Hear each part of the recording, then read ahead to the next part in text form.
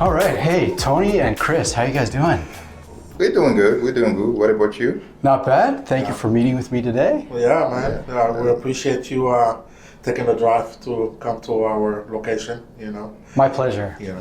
So, what's it like to be an accountant? The life of an accountant. Oh boy. So I'm going to start by saying that the profession of accounting is underappreciated by the practitioner because, as we talked about before, not a lot of people are interested in doing accounting. And now on the client side, people think that people neglect, especially small business owner, they neglect the accounting portion of their business, which is a very important portion, because you have to keep your book clean, right? You have to keep track with your expenses. You have to file your taxes correctly. And then, in essence, it seems easy because they think it's just about putting a bunch of numbers together, putting up a profit and loss from an Excel spreadsheet, and then report it at the end of the year. But the accounting portion of a business requires much more expertise and deep work than it seems to be. Yeah. I mean, I would just add that, it is definitely a rewarding space, right? Just for the simple fact that I think it teaches you how to be diligent in the things that you do. Like Christian mentioned, it's much more than putting one and two together. It's you have to sometimes dive deep into why the one is one, why the 1 + 1 = 2, and I think it just teaches you more so about focus, to be able to be focused and very detail oriented, right? And very diligent. And very diligent. Very diligent. I think those are the traits that you gain from being an accountant that, you can apply that in your life as, in general. If you have a diligent nature, that means, you pay attention to detail and, it can translate away from accounting to even just your personal life, right? So that's one thing that I would like to add to that is that, it is rewarding. It can be tedious, of course, but tell me which job is not tedious if you are doing it right? But, I think once you look past that, there are a lot of traits that you gain from accounting that you can definitely apply to your own everyday life. Yeah. And one thing I would say about accounting is fact versus opinion, Yeah. right? Accounting is factual, the number are what they are. Mm-hmm. Your opinion is what you think, right? Yeah. So it's fact versus opinion. Yeah. Who are we as professionals? What kind of, I guess you spoke on that a little. You're diligent, detail-oriented. Could you tell us a little bit more about what kind of people we are? You have lawyers, you have doctors, and then you have us. I'll tell you this. If accountants are, I believe, should be the cornerstone of any company. I grew up on, when we grew up on gangster movies, right? Watching the Goodfellas or watching Casino and things like that. And the one person that's always been as high in the chain as the mafia boss was who they would call the consigliere, right? And the consigliere was usually the person that holds the books, right? Because your books is pretty much the most important part of any businesses, right? So if we put it in business terms, let's say you want today to go get a loan. You want to go to the bank and get a loan, you need to bring clean books. Right? A bank is not going to give you a loan if you come in with numbers that do not make sense or numbers that where they can poke holes in it. So, and I think even if we translate that into our personal life, those people who are successful within their personal life are people who have a good grasp of their finances. It's people who have a good grasp of, that they're going ins and they're going outs, right? And that's why I think, who we are as professional is, we are cornerstones of any business that there is in it. You can be good at your job. Let's say you have a business of, you have a hair salon or you have a restaurant. Your restaurant can go belly under if you don't keep track of your books, if you don't keep track of your expenses. You might be cooking the best food that there is. You might get rave reviews online and people saying, oh, you need to go to this restaurant, the food is great and everything. But that restaurant can shut doors within a couple of days if they don't keep, track of their cost of goods, if they don't keep track of their expenses, if they don't manage their finance and their accounting right, and I think that's one thing, I would like to convey to people is that, it's very easy to look at accountants and fry upon them. I know usually when you think of an accountant, you think of somebody who's always down and things of that nature. But we are much more than numbers. I think as professionals we are much more than numbers, and we don't necessarily it doesn't come with glamour. As a lawyer, for instance, a lawyer is all about glamour. It's about going to argue cases. A doctor is about glamour. It's about saving lives, right? Accountant is it's that guy that sits in the corner office and always in the books and things like that. But if he doesn't do his job right, that law office is not going to be standing on its 2 feet. That hospital is not going to be able to afford the equipment that they need. There won't be a proper planning on how to spend the money, and the business will just close within a couple of years. And we've seen a lot of business like that close within a couple of years just because they did not take the accounting part seriously. Okay. And one thing I want to add is, based on my experience, right? I've been on the two end of the profession. I was a financial analyst for a while, and I was a credit analyst. Now I'm doing accounting, right? So the one thing that I've noticed out of these different area of the financial profession is that the accounting is, like Anton say, is about fact, is about the books. Finance is more about speculation. Mm-hmm. It's about speculation, because in finance we don't really know what's the real number. We do projection, based on data, past data. But accounting is the fact.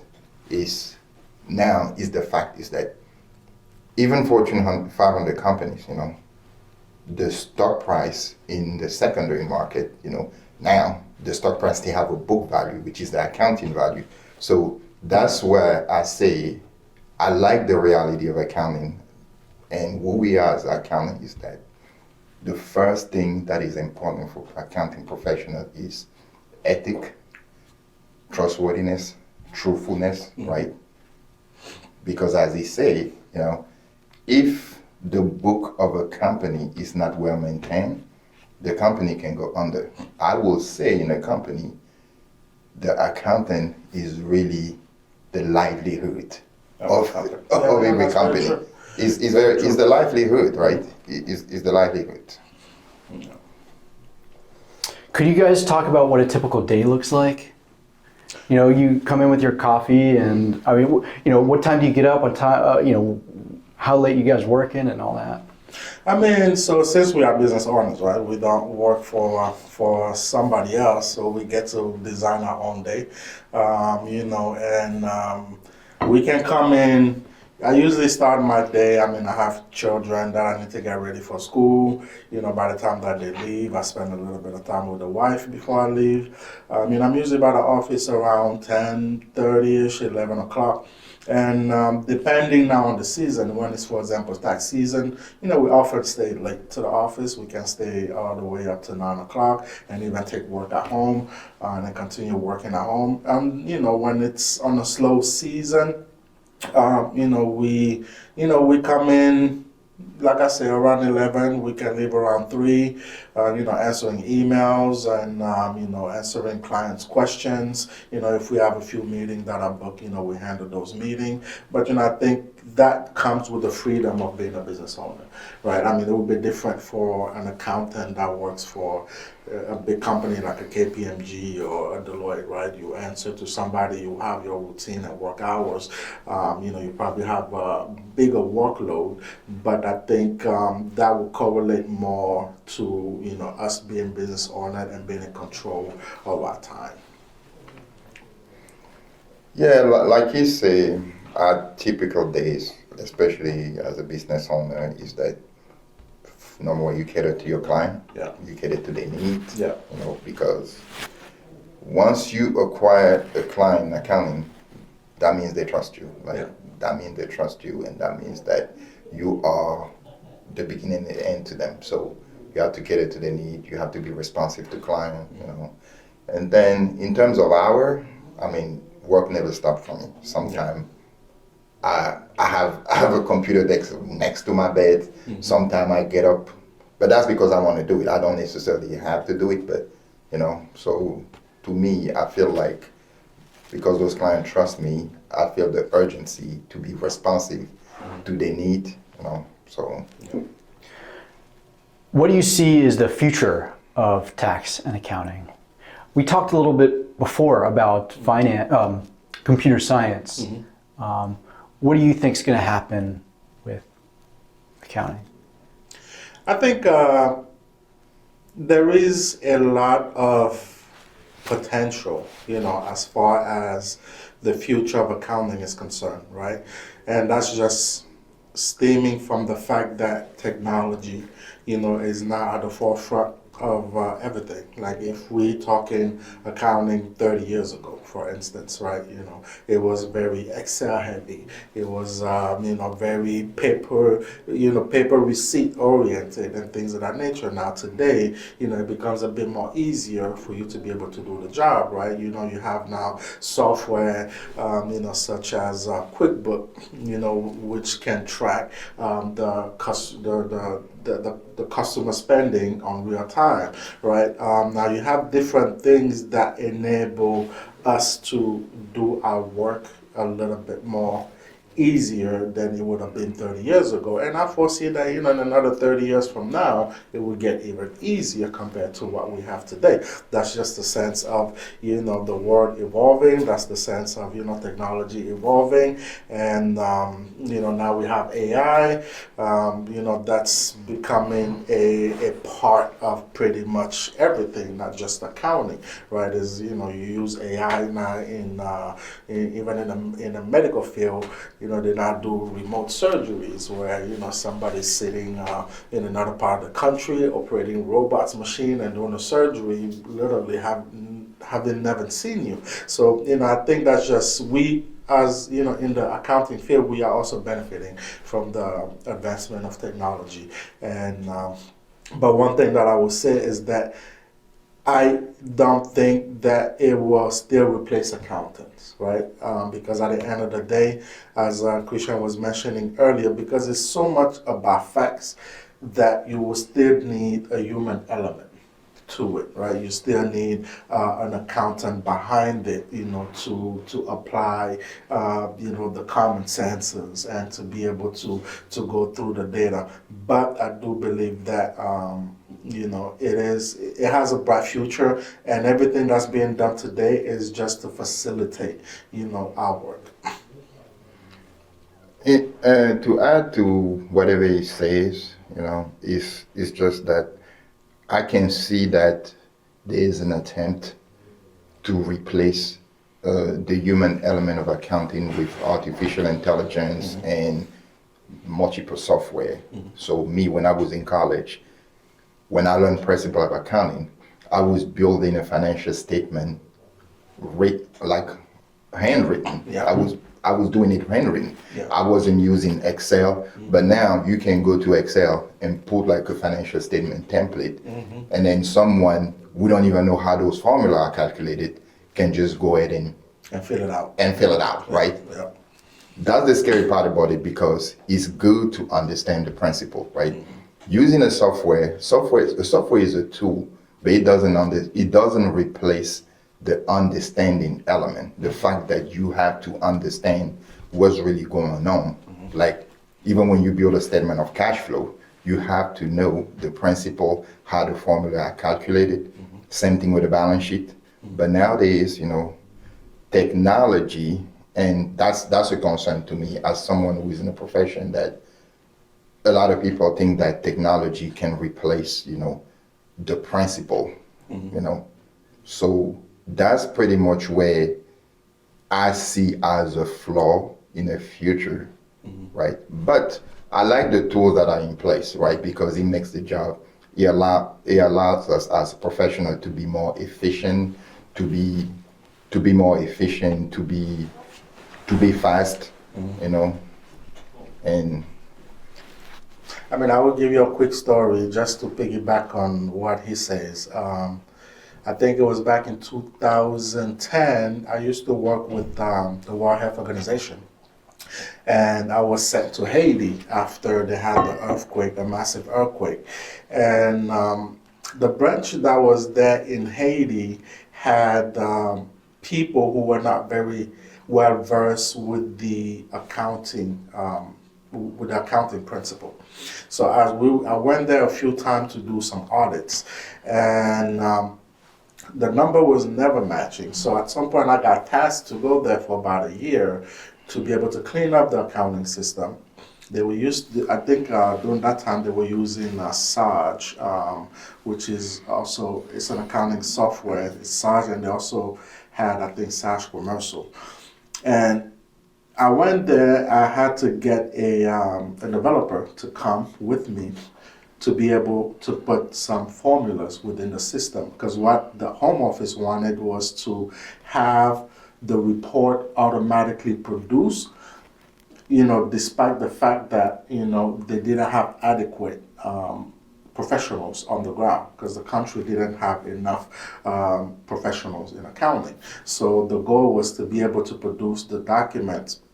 So I had to travel with the software expert for him to go and code the formulas in the back end so that the secretary who was there, whenever we asked her to put a report, she can automatically put a report without no problem.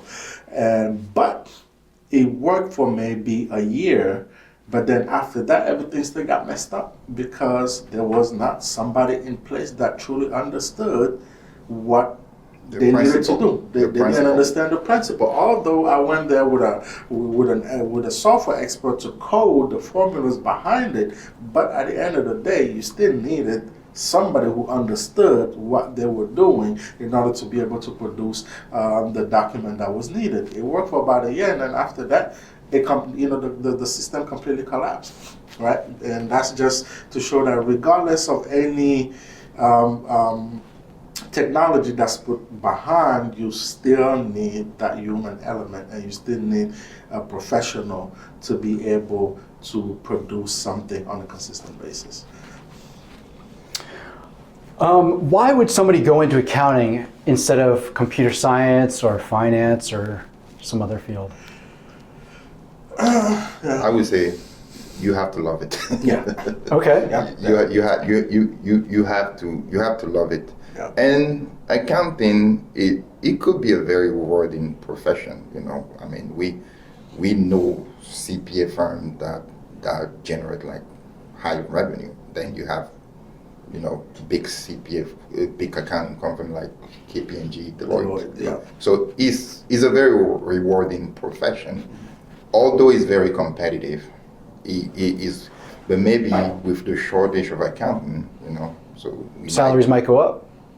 Yeah, some might go up. You might experience a scarcity, of expertise. But but you have to love it. So you have to love it. I love numbers. So, and I think I will go back to what I said earlier. I think the character traits that you will benefit from, right? Meaning, like we mentioned earlier, the diligency, the ability to be detail oriented. Those are traits that you can always piggyback in your own life, right? So or it's something that you have already as a character trait for yourself that you can definitely apply that to accounting. I think some of the things that you learn in accounting would definitely benefit you personally in your own life, whether it's to be able to watch your personal finances, right? I mean, if you're if you go into technology, yeah, sure, you can probably code me an app or develop a software and things of that nature. Now, I'm trying to think of relatability as far as your personal life is concerned. I don't really see if I code I come up with a new app, I don't know how that's going to necessarily apply into my life. Now, however, if I'm a good accountant and I'm good at my job, guess what? My personal finance is going to benefit.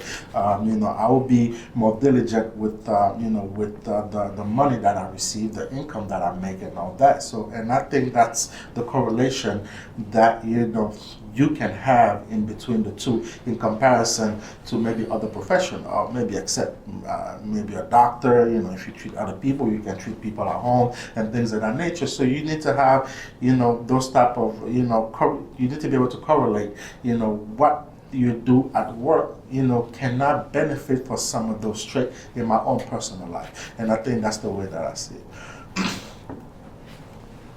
But I want to add this, personal finance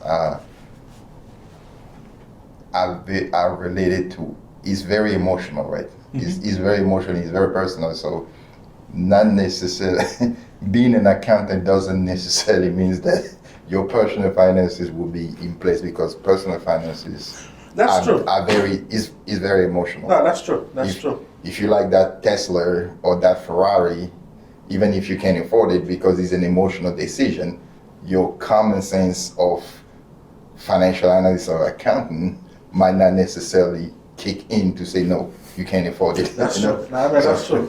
That's true. But I mean, at the very least, you will have the notion of knowing that. You will have the notion. I mean, I do understand. Yeah, it's very emotional. Every purchase that we make, is emotional, right? But I think, when it comes to just the trait that you get from it, if you put your emotion on the side and you look at it from the accounting perspective of it, one thing that it can help you, for instance, because a lot of people, for example, doesn't necessarily hold a budget, like a family budget, right? We spend on the whim, like, okay, I got the money, I'm going to go spend and all that. Let's say now, as an accountant, if you are in the field, you might have more sense and say, what?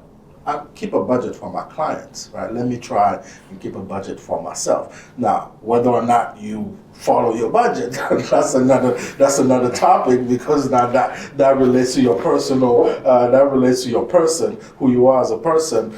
But if you are able to follow that, you would definitely benefit from that. But like you said, it's definitely everything about people. We are emotion. We're emotional beings. Right? It's easier to guide somebody else's finances than to guide your yourself. No, that's very true. Yeah, because your own finances tied to your emotion, to your personal belief, to your wife, to your wife, right? Your wife. And your kids, right? So if you're a Christian and you believe that you have to give 10% of your income, you're not necessarily going to tell that to a client, but from your own personal belief, so that's... Okay, so what's one thing you guys don't like about this field? I would say the lack of recognition. It's more the lack of recognition.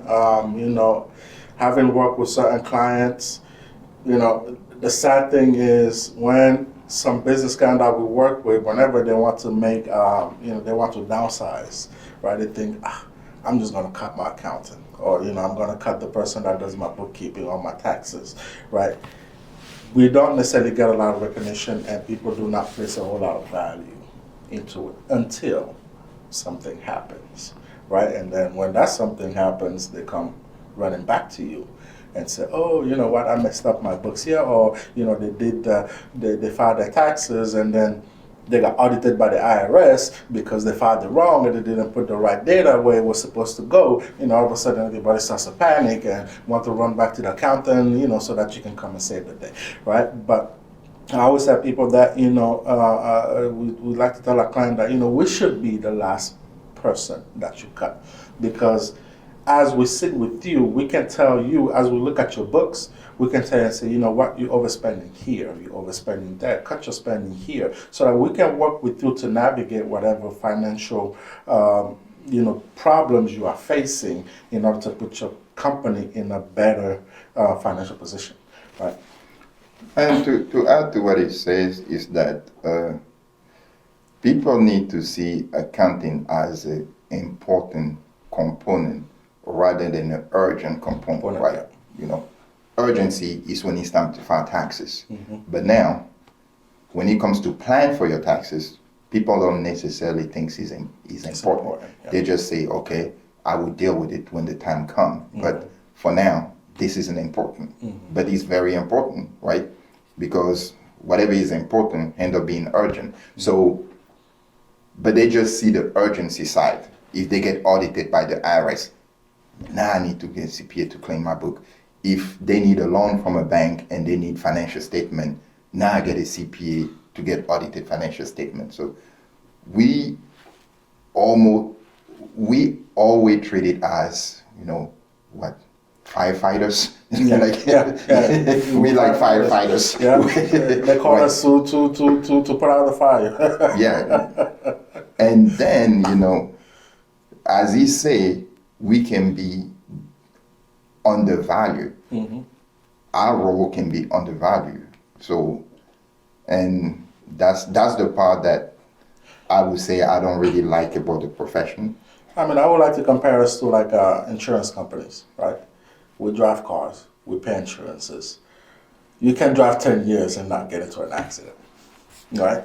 And then the day that you get into an accident, you start to see that, oh, okay, it was good that I had a car insurance, or I had health insurance, or any insurance for that matter, right? Now imagine that you will get into an accident, you don't have insurance, the cost of repairs is going to be higher, right? And it's the same thing. If you come to an accountant or a CPA when you are facing trouble, not only it's going to cost you a whole lot more, because at that point you get in charge for urgency.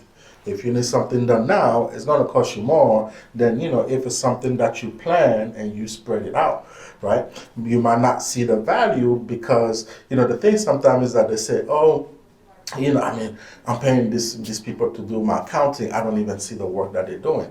It's good that you don't see it, because that means I'm doing something right, because you have nothing to worry about. That means everything is taken care of. Right now, you don't do it, or you decide and say, oh, you know what, I'm going to do it myself and all that, and then boom, all of a sudden something happens, right? So that's, how, I would like, maybe it's a stretch of a comparison, but, it's just to show the importance. Like you said, if you treat it as an important component of your business, then it becomes something, even though you might not necessarily see the ramification on a daily basis, but it's good because you have nothing to worry about. That means your accountant is in the background doing the work, he's keeping your books clean and things of that nature, so you have nothing to worry about. Now the days that he leave that position, you will start to see and say, oh, okay, well, actually that was an important part of of the company.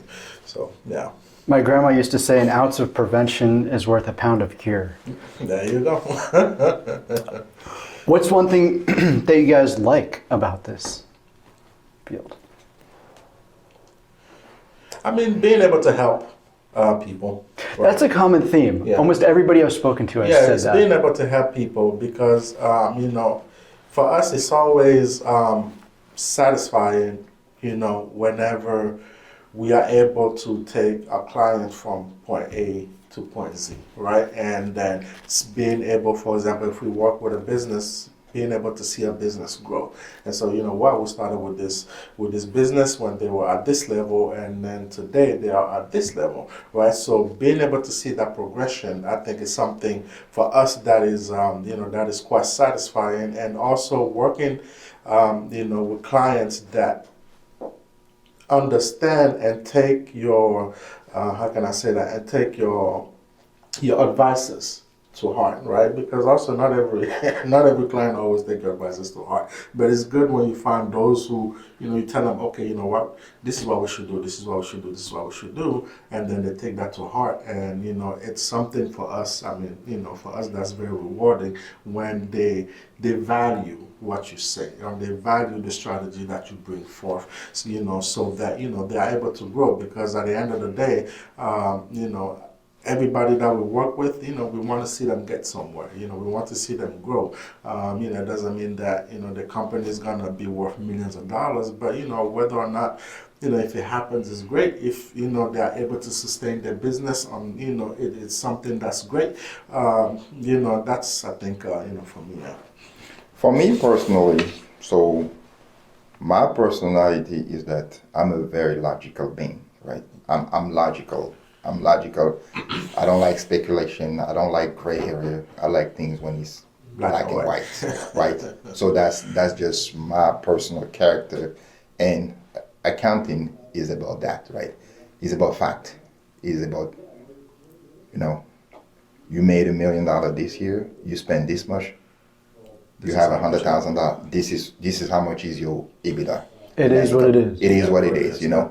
There's no debate about it, right? Yeah. So, and that's the difficulty that we have clients, that is they think it's somehow something negotiable, but accounting is, I can help within the parameter of logics, right?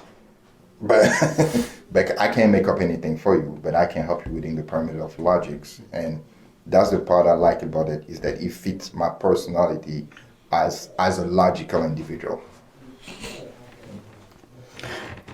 This is a great segue to the next question, which is, did you always want to be an accountant growing up? Me, no. I'll tell you, I done when I started school. My goodness, I think I had so many majors. At first, my father used to be aerospace engineer, right? So when I went to school, I think my first major was mechanical engineering, to be able to work on planes and things like that. So I went in there. It required a lot of physics. I was like, okay. I did one semester. I told my dad, like, you know what, that's not for me. And then I moved on to TV and music production, which I did for about a couple of years. And then after that, I think I graduated my bachelor with international business, with a focus on account. Was it on business, international business? No, with a focus on marketing. I'm sorry. So, and then I think I started getting more into accounting when I went for my MBA. I did an MBA and I did a concentration in finance, and I think for me, it's not something that I necessarily wanted to do, right? But as I developed my skills and as I developed my career, I found myself navigating more towards that. And like you said, just for the simple fact that it's very factual, it's very logic based. There isn't open room for debates, right? It is, like, we said earlier, it is what it is, in comparison to a marketing where, it's a lot of words, you get to embellish everything and everything, there's a lot that can be left to interpretation. Here, there isn't a lot that can be left to interpretation. Sometimes we have clients when we do their taxes, why am I getting a bigger refund? Well, because the documents that you gave me say this is how much you're going to get. I cannot help you more than this, right? It is factual, and we stop at that. And I think I kind of navigated towards that, as my my professional career evolved, and I found myself attracted a little bit more to accounting, based on what I originally, wanted to be. When it comes to me, I've always been passionate with finance, right? I watch a lot of movies on Wall Street. I've always wanted to know how the financial world works. So when I went to college, I started with a computer major, computer science major, and then I changed my major to computer information system, which is more of a business major, and then I took a concentration in finance, right? And then I worked a lot in finance. I work in banking, I work in commercial banking, retail banking, and I was a financial analyst, a credit analyst. And one thing I discovered about finance that really didn't passionate me was the speculation part. Right? I've heard accounting is backward looking, finance is forward looking. Yeah. Yes, exactly. So is the speculation side is because a financial analyst is speculation. Is speculating on something that's not necessarily real, like something like that you project to happen.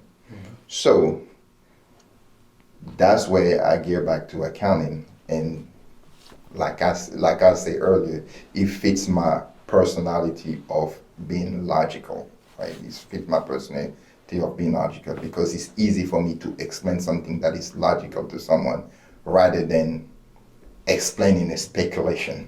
You know, So if you were talking to a college student who's out there watching this and they're looking at what they can major in, what would you tell them?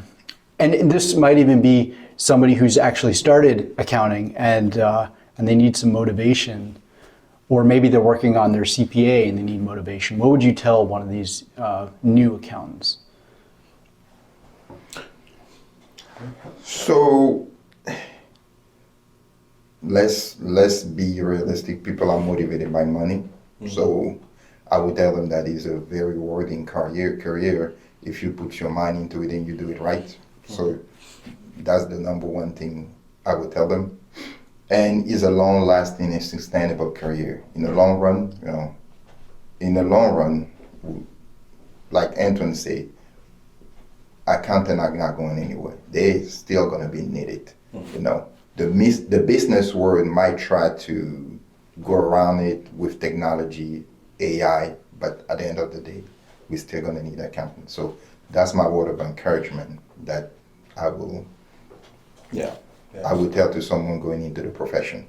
Yeah, it's a long lasting, like you say, it's a long lasting career, and it's something. It's one of those careers that can be applied in any industry. Right? You can be an accountant working in a tech company. You can be an accountant and working in a healthcare. You can be an accountant and work. It's that one career that's translatable to any industry that you can think of, right? Because it doesn't matter what industry you are in, you need an accountant to watch your books, right? So, and that's why I would tell them, in comparison to, if you are a doctor, you can only work in the health, the health sector. But if you're an accountant, you can work within the health sector, being an accountant within a hospital, right? It's one of those careers that is translatable to whatever industry you can think of, and it's one of those careers where you can easily, at some point, let's say you work for someone, you can easily decide to work for yourself, right? It's low cost of entry, for example, to start an accounting firm. It only needs your brain, a computer, and you can start from, you don't need heavy machineries. If you want to open a clinic, you need investment to buy the big equipments and x-ray machines and things of that nature. If you want to become an accountant, all you need is a computer, have access to a couple of software, and boom, you are in business, right? So it's a very low barrier to entry if you decide to work for yourself. And I think, and it's also translatable to many, many, many industries. And it's translatable across the world. Like accounting is pretty much the same across the world. If you decide and say, if you're American, you say, hey, I want to go try my hand in the UK, guess what? You'll be okay, right? With your accounting background in the UK. You can take it anywhere in the world and be able to immediately translate your to translate your knowledge. And I would say also is a disruption proof profession. What I call disruption proof is that technology is disruptive, right? Because we might work for software today, and then maybe 5 years from now, we might not use that becomes software. obsolete, yeah. It becomes obsolete, right? Yeah. But accounting is disruption proof, Yeah. So Yeah. the principle of accounting stays the same from the time it was created Yeah. up until today. So Yeah. that's even the medical field is technology disruptive, right? Because the machinery and the equipment, right? So And the different medicines that are the being different produced, medicine, and things like that. He's very right about that. I've been reading a book recently. It was talking about accountants back in ancient Egypt Yeah. and how they've been around forever. Like, we're always going to be around. Always. Could you tell a little bit about CNA Financial story? How this came about? Maybe your partnership as business partners, and you've been in the business 11 years? 11 years. Okay. Yeah. Okay, so the story of CNA Financial Services, interesting story. So I was a financial analyst with City Financial, but I was also doing taxes part-time. Around the tax season, I was processing maybe 100 return and still have a full-time job. So that's how it started. It was an additional income on the side that I have. So I was processing very basic taxes. So one day I go to work, sit on my desk, and then we get like a company-wide email to go to a meeting room. So when I walked in the meeting room, I see like 15-foot long table with envelope, like big yellow envelope on. So I take a seat. My coworker also that was mentioned in the email take a seat, and then all of a sudden we see the vice president walking in the room with a sad face. And Layoffs. you know what happened, right? Yep. Layoffs. Layoff. So I got laid off. I just bought my house. I just bought 2 new cars on car notes, and I got laid off. So long story short, I dipped into my 401k to survive. I tried to get back. I tried to get back to the job market, and it wasn't easy. And then some people around encouraged me and say, you already know how to do taxes. Why don't you start your own business? And I'm like, I was so nervous to go in business for myself. I was like, what do I look like? What does that look like? I'm used to getting paid every other week and get a paycheck. So now I don't know where this is going to go. But I took a dive in, and little by little, the clientele base grow. And Antoine, who is my cousin, decided to join the partnership. And here we are today. So I mean, it took me a while for myself to come in. Like I was working with WHO, then after that I worked with a World Bank group in DC. And then after that, I think I worked with Johns Hopkins University. So, I mean, even though I was not necessarily part of CNN, I was still part of CNN because, as we said, we are related. And then, we talk a lot about, the business and things like that. I would give them my insight, from the outside looking in. But, I definitely joined it after the pandemic, right? I was working for Johns Hopkins, and of course, then there was the furloughs and and then the reduction in workforce and all of that. So when that happened, I was just like, hey, you know what? I'm ready to go. Let's push this boat forward. I think the thing about business is that you often need a push.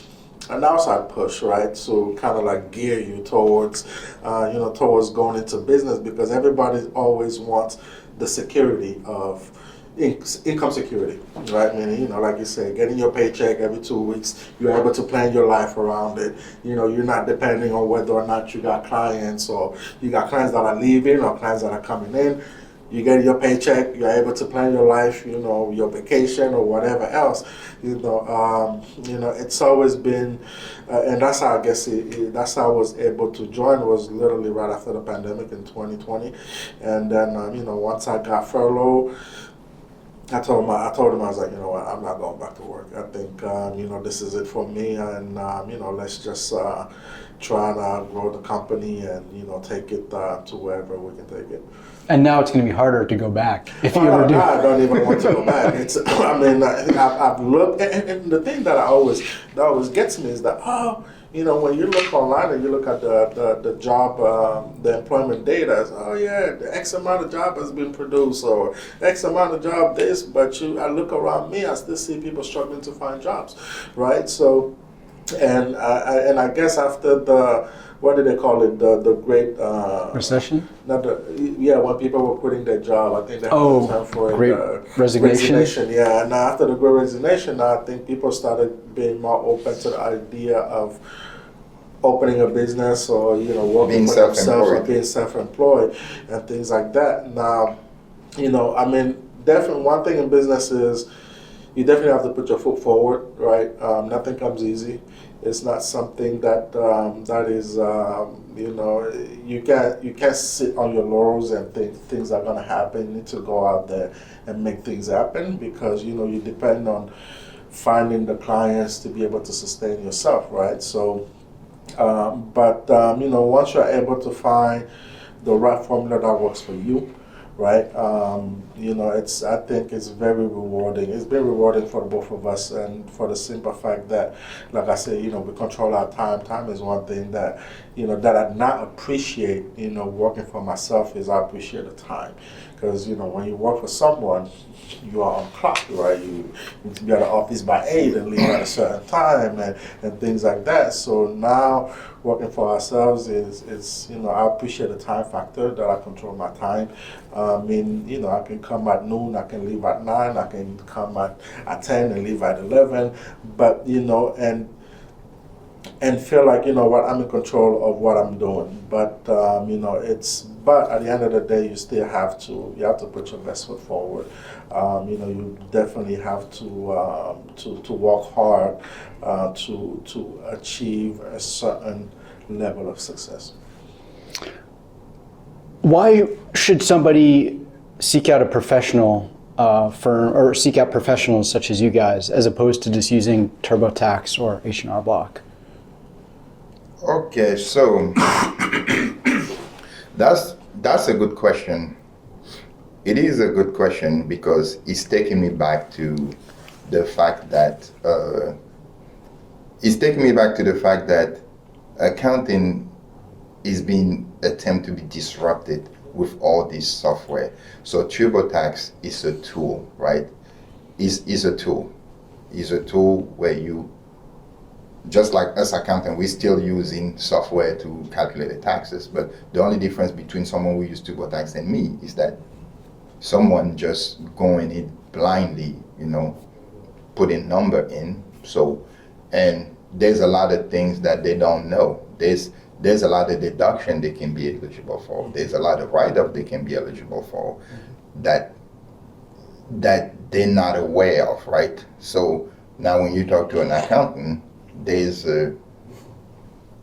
talking to a professional, especially when it comes to taxes, is extremely important. And I know a lot of people go around it because people think about prices. I can do it for free on TurboTax, but I'm going to pay this guy $500 to do my taxes.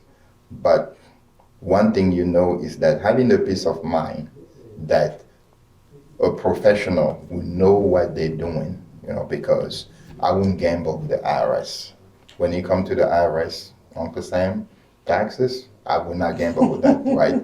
So if I'm unsure, I'm going to a professional. But that's the way I'm looking at it, right? Mm-hmm. I'm not but people are looking at it more on a price standpoint that I can do it for free with TurboTax, but am I doing it right? Mm-hmm. And then if I get audited or if I get a letter like the CP 2000 letter, like how can I resolve it, right? Mm-hmm. So I got people who failed to file their return, right, over the status of limitation. And then the IRS is sending them like a proposed assessment. They think they own that money. But when they came to me and say, all you have to do is file your taxes. That's all you have to do, file your taxes. But they were ready to pay someone or to go on TurboTax and do it themselves and then pay the IRS, where all they have to do is just file the taxes. So that's why it's very important, critical, especially when it comes to taxes, the IRS, to seek out professional help. And what I tell clients is, they say, you don't have to work with me, but go find another professional. You still need a professional. You know, it's not something you gamble with.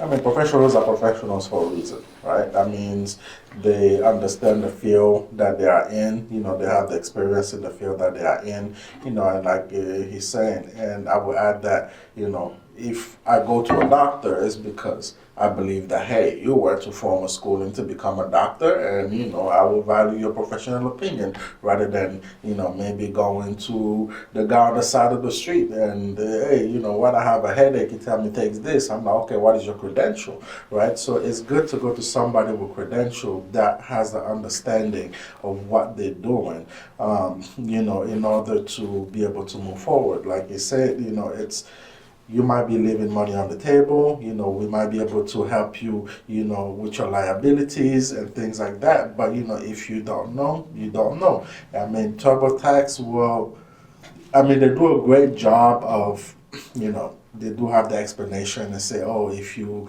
are here, if you, for example, you know, they do have their little box on top where, you know, they provide the explanation and all that. But at the end of the day, you know, maybe you might be in a situation where you qualify for that, but you don't know that you qualify for it, right? So, and that's why, you know, it's good to go to a professional. But like he said, you know, it often comes down to pricing. You know, people always, you know, like anybody else, right? We always want to pay the cheapest price or, you know, get something for free. But, you know, free is not always good. You know, sometimes you got to put, you know, you have to put the money and get the peace of mind, right? And I think that's what we as professionals bring, is that we bring in knowledge, we bring in an understanding. But, you know, like in everything in life, everything comes at a cost, right? Unfortunately, it costs me to run the softwares, it costs me to, you know, to keep the office, for you to come in and all that. So I have to be able to transfer all those costs to be able to provide you the service, right? So, yeah. And I want to add something, and I'd like to share that story with people, is that one day I had an infection. So I have antibiotic from previous prescription, right? I thought I can just use the antibiotic from previous prescription and the infection will go away. But my wife said, you need to take your ass to the doctor. You can't do that. I've done that before. Use old medicine. Yeah, right. Or you're looking at all antibiotics. It's an antibiotic. It should do the trick. Yeah, you need to take yourself to the doctor. Yeah. And the doctor And then knows. when I went to the doctor, I found that it was more complicated than just the infection. That the root of infection was stemming for something different. So that's just a metaphor to explain how it relates to using TurboTax, accounting, TurboTax, and all those tax software, those self-prepared tax software that, you know, you don't know. And then even if you provide explanation, you're not for sure that even reading, you understand what it means. Yeah. The final question, you guys are busy guys. I think you both have families and you're working all the time. What are your hobbies? Well, my hobbies, I'm a big sports fan. Sports right? fan? I'm a big soccer fan, I would say, right? So I watch a lot of soccer games on the weekend. That's pretty much all I do on the weekend.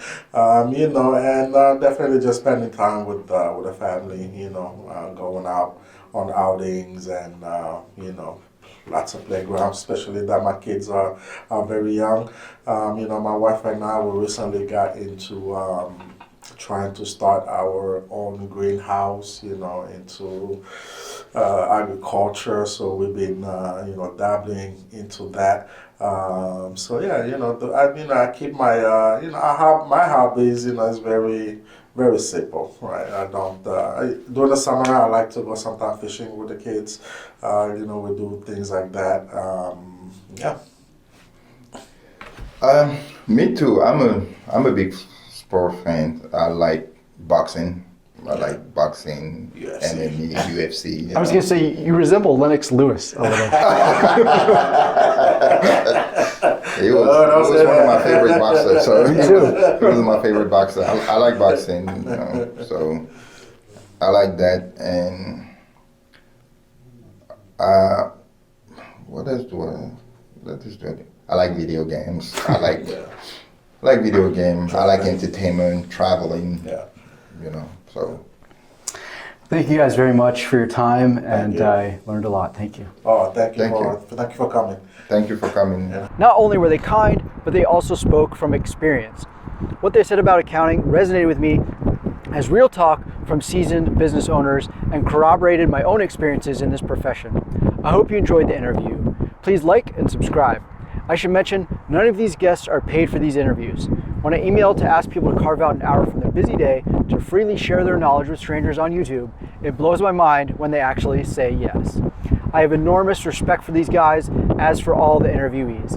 Thank you for watching, and we'll see you in the next video.